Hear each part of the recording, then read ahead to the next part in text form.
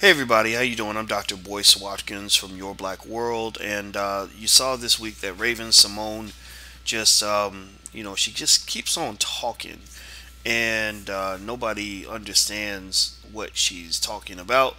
The cute little girl that we used to know her to be has grown into this really interesting, really strange woman who's saying all these things that just almost seem to be out of touch. Almost make me question her mental stability. So to talk about this, I reached out to my daughter to do a daddy-daughter discussion. My daughter Patrice. How you doing today, Patrice?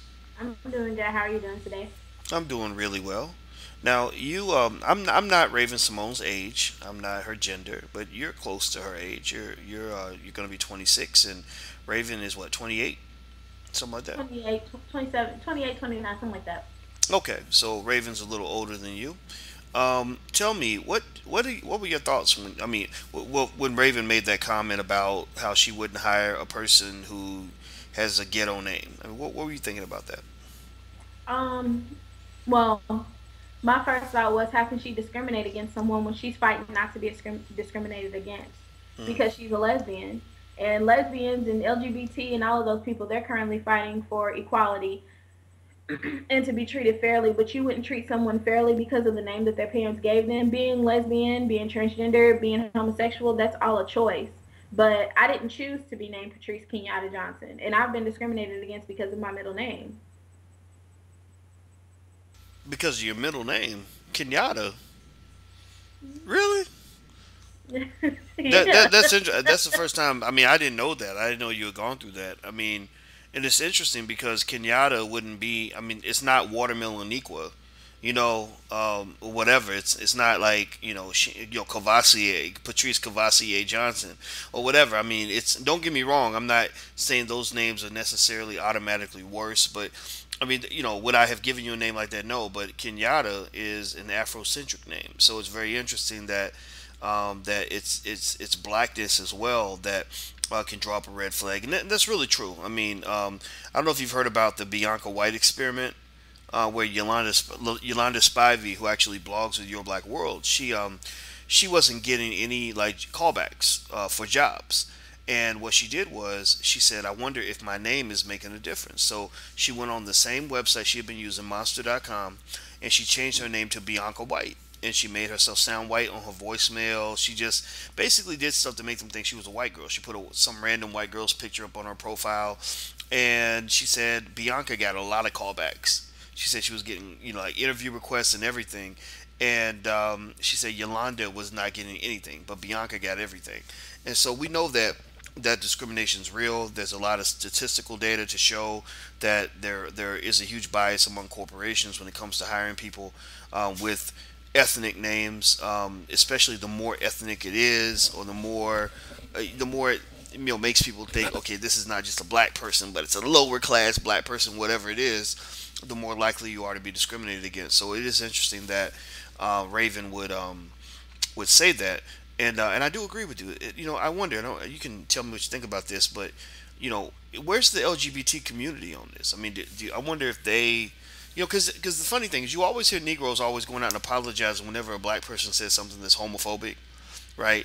You always have some black person that'll be like, "Oh my goodness, this is terrible. We condemn his remarks and blah blah blah blah." But I don't really hear anybody in the LGBT community say anything about this because clearly it was a problematic statement. I mean, it's crazy. Do you think they're going to say anything at all? I don't know. I think it would take a well-known LGBT person to come forward and say something before everybody else decides that they want to say something. But Mm. I haven't really seen any action as far as them telling her that she needs to apologize or anything like that. Mm. Well, But I do think, if I can say, I do mhm. think that with the LGBT community, just like a lot of times in the black community, when they have their heroes, they don't want to attack their heroes, no matter what their heroes do. You know what I'm saying? So I think that that could be the case. They don't want to say anything because she's one of their heroes. So, That's a good point. That's a really good point. Well, I do think it is interesting that that no one's really said anything from that community. But then again, do they have to take accountability for what every gay person says? No. At the same time, I think that if a prominent black person were to say, "Look, you can be gay." Let's say a prominent black person said, "Look, you can be gay if you want to, but if you're openly gay, I will not hire you." Right? Because to me, that's kind of similar to Raven's statement. Raven saying, "Look, you can be black, you can even be poor and black, but if someone chose to give you a ghetto name, or you choose to reveal a ghetto name and not shorten it and call yourself something different, then I'm going to discriminate against you because you've chosen to do something that makes you less worthy of hiring. It was your choice." The word choice is very important here because look at the analogy. So someone could easily say, "Look, I'm not going to debate whether or not you were born gay. If you were born gay, then that's on you. But you can choose to be openly gay, right? You choose to tell me what you do when you go in the bedroom. You don't have to tell me that. I don't need to know that, right? But so I could theoretically say something like, you know what? If you're openly gay, I'm not going to hire you. I don't want an openly gay person working on my job. Just keep it to yourself, right? The firestorm would be enormous. I mean, it would absolutely. I'd definitely be fired from any television position that I ever had. Right? There would be no job on network TV most of the time that I would be able to keep. Maybe Fox News or something like that. So I think it's interesting that Raven would make this statement, knowing that she would be a clear target of discrimination for being openly gay. What do you think? and for being openly black. Well, she And said Raven Simone actually. isn't. Actually, she said she wasn't black. Didn't remember? She said something like I don't want to be black or I'm not black or something about it. She She. said she's American. She's not African American. She doesn't like labels, but being American is a label. Mm-hmm. Yeah, I'm trying to remember what she said because she said something. It was something on Oprah.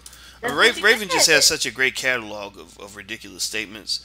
That, I mean, it's like wow. I mean, she's just Lord have mercy. Let me see if I can find her comment where she I says, think that we can just kind of come to the conclusion that Raven Simone isn't very smart. mm-hmm. And to me, if you're gonna shut down on somebody, don't shut down on Bill Cosby. Shut down on her. Interesting, interesting. Well, let's see here. Yeah, she says, I think she said originally, she said, I think there are a lot of people under a lot of races that fall under American. So past that, you really just are subcategorizing me over and over again. I'm not disowning my history in any way. My family has been here for almost 400 years. We're American. This is me and what I feel about myself. But if you identify as African American, then you're African American. Okay. Okay. Sorry. Let me turn this thing off. I don't know if you hear that. Did you hear the music? No. I was on some website that started playing music. Sorry about that. Okay, yeah. So anyway, so she goes on to basically clean up her remarks afterward. But she was the person that was known for saying the thing about being African American, which right there, I mean, it's interesting. It's almost like Raven is from another planet in a way. Like just that planet where child stars live. Where they just Lindsay are. Lohan. What you say? Lindsay Lohan. Yeah, Lindsay Lohan. Britney Spears. Yeah, and even back in the day, you had Gary Coleman and Ty Bridges who were on different strokes. This is before your time, but they were the ones who kind of got people wondering about the child star curse. I think Macaulay Culkin. I don't know how Macaulay Culkin is doing, but I think he's I gone. think he's dead. Is he dead? I can't remember what happened to Macaulay Culkin. Because for some reason I thought he was dead, and then it seemed like somebody told me he wasn't dead, and then yeah, you know what? I'm gonna look it up. I'm gonna look it If up. he ain't dead, he looked dead. He looked terrible. Yeah, he look. Oh wow. Yeah, he. I don't think he's dead. He's Oh, 35, and he looks like a vampire. I mean, he really looks crazy, and he looks messed up.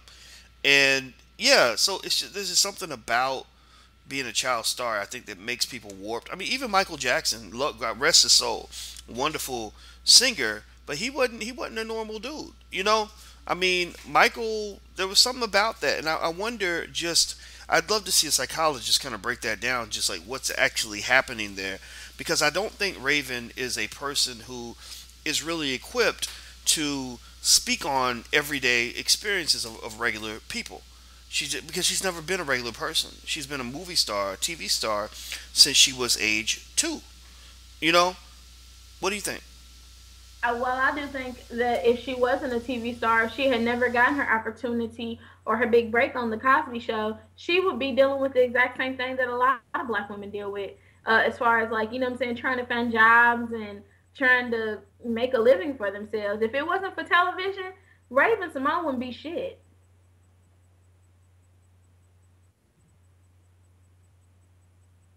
That's a good point. You know what? Actually, speaking of shit, her father actually said that sometimes she says dumb shit.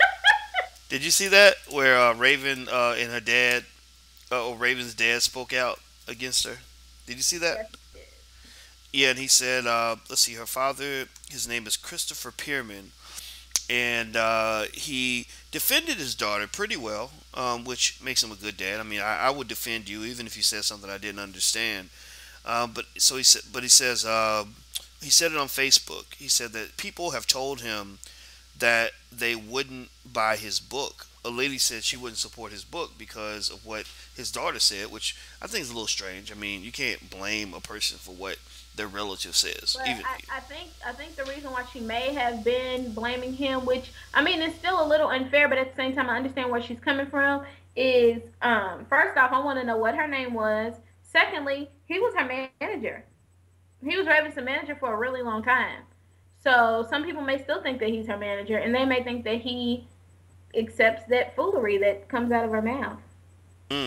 you know, that is a good point. I mean, that is a good point. I mean, if he writes a book, and I think the book is a book called Daddy's Little Girl. Is he? It looks like I see something here where he's got a picture of he and Raven on the cover of the book, and I'm thinking that It has something to do with child stardom, I think. okay, so maybe it does make sense to say to him, look, because I'm seeing the product of your work, I'm not going to celebrate this work by buying your book. There's Yep. nothing to celebrate here because your daughter does not appear to have made um, a net contribution to society. It Yep. seems like she's only, not just being divisive. I mean, being divisive can be okay if it's for the right reasons, but she's being just nasty, nasty, negative, discriminatory, hateful. And I don't, and the funny thing, the interesting thing to me, and this says something about maybe his value system is, he says, well, my daughter may be controversial, but she's been very successful, and there's something about that, right? That like that's a redeeming quality, which it is to a point, but also, Hollywood success does not define you to be a great person or a good person or a smart person. There are a lot of people who are successful in Hollywood because they slept with the right person, or because they are willing to say anything and do anything. They have no integrity. They're willing to hurt people. They're willing to do whatever is necessary to get that opportunity, to get that role. So we can't just measure the quality of who you are as a person by how much money you made and how many white people put you on the TV show. What say you, Patrice? I agree with what you said. Um,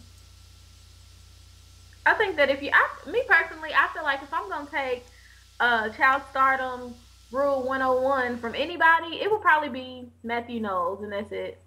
Because Beyonce and Solange, they carry themselves pretty well in the media, Mm. except for that elevator incident. But Yeah, well, Solange is kicking Jay Z in the stomach, and Beyonce's over here texting like she don't even see right. it. That was But hilarious. I do think that her father, hopefully, he sat down and he had a chat with her to let her know that she's going in the wrong direction. Because no offense to anybody, but it seems like when she came out as gay, after that she came out as stupid too, because she just started saying all kind of dumb stuff. So she came out as gay and came out as stupid. All right, so she's out of the closet. Everybody knows how crazy Raven Simone is. Lord have mercy. God bless her. Well, you know what? I think that it looks to me like social media has really given her, um, has given her their response, and people have let her know they're not going to tolerate this kind of ridiculousness. What'll probably happen is it seems to me like I'm sure ABC will keep her on the air if she helps their ratings. But what is Raven interesting, Simone, I feel like Raven Simone is perfect for white folks.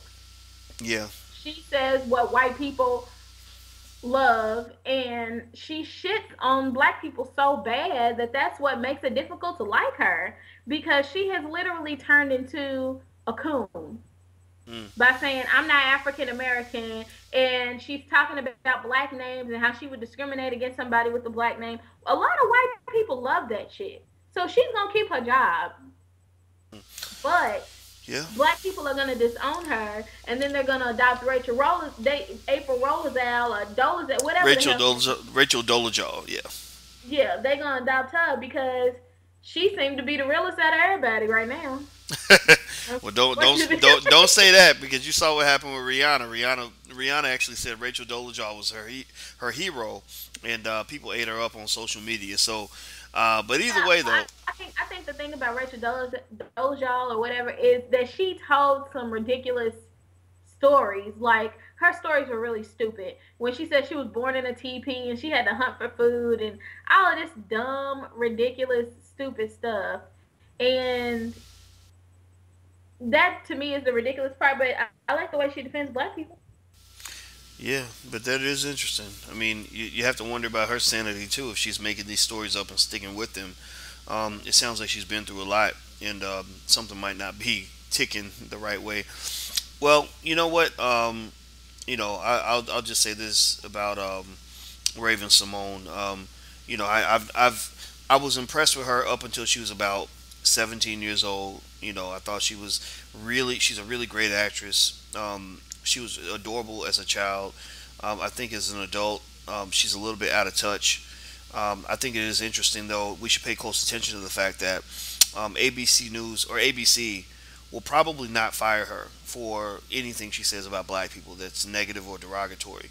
But if she were to say something that was really anti-Semitic, she would be done. Something against the Jews, she would be done.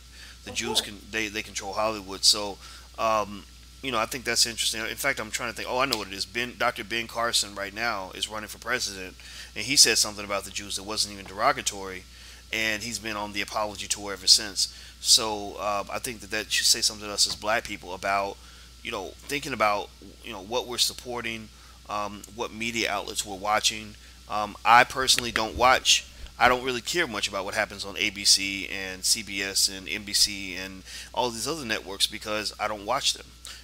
I do. I check out independent shows. I check out things on YouTube and Netflix, and I get my entertainment in other places because mainstream media is controlled by people who don't like black people very much. So all this cooning is funny. ABC is the same network that also owns Stephen A. Smith. Stephen A. Smith and Raven Symone are two of their favorite propped up Negroes. Stephen A. is with ESPN, which is a part of that Disney ABC family.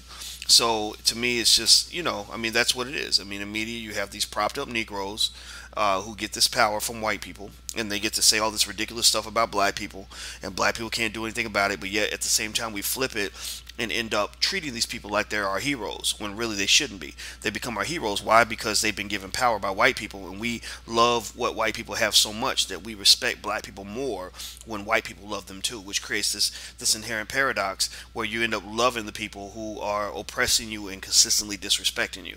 And I just refuse to do any of that. I walk away from that. So Raven, we just want to both give you the middle finger. Got a couple of fingers on, all right, and and I want to give a big kiss out to my daughter Patrice. I love you. Love you too. Mwah. All right, and another big kiss out to and a black fist, a kiss and a black fist to everybody who's watching. I'm Dr. Boyce Watkins from Your Black World. This is my daughter Patrice coming in live from Louisville, Kentucky, in our daddy-daughter discussion. Until we meet again, please stay strong, be blessed, and be educated. We are gone. Peace.